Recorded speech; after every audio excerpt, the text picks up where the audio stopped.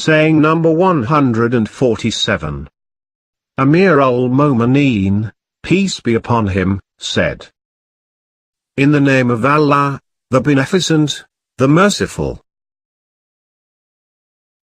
Kamil ibn Ziyad has related, Amir al-Momineen, peace be upon him, caught hold of my hand and took me to the graveyard.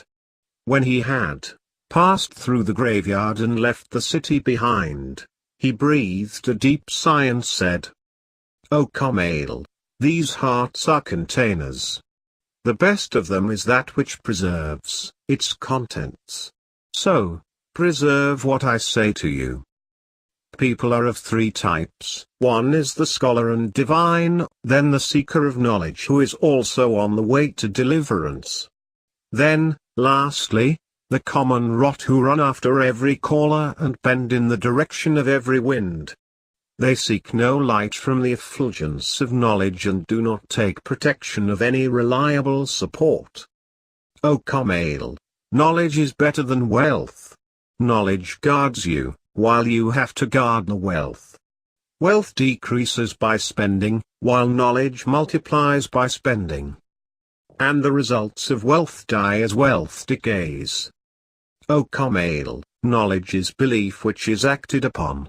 With it man acquires obedience during his life, and a good name after his death. Knowledge is the ruler while wealth is ruled upon. O Kamil, those who amass wealth are dead even though they may be living, while those endowed with knowledge will remain as long as the world lives. Their bodies are not available but their figures exist in the hearts. Look, here is a heap of knowledge. And Amir al-Momineen pointed to his bosom. I wish I could get someone to bear it. Yes, I did find such a one, but either he was one who could not be relied upon.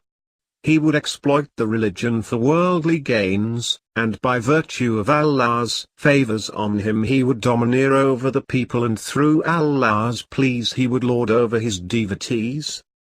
Or he was one who was obedient to the hearers of truth, but here was no intelligence in his bosom.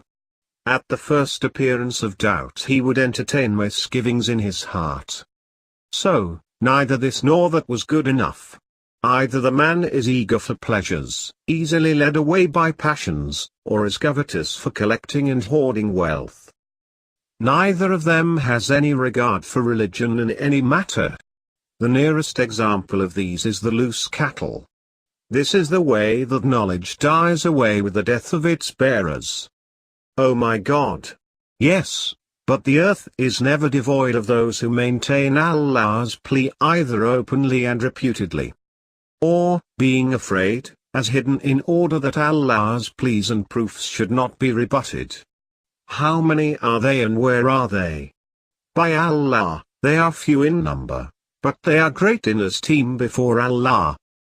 Through them Allah guards his pleas and proofs till they entrust them to others like themselves and sow the seeds thereof in the hearts of those who are similar to them. Knowledge has led them to real understanding, and so they have associated themselves with the spirit of conviction. They take easy what the easygoing regard as hard. They endure what the ignorant take as strange. They live in this world with their bodies here but their spirits resting in the high above. They are the vicegerents of Allah on his earth and callers to his religion. Oh, how I yearn to see them. Go away now, O Kamil, wherever you wish.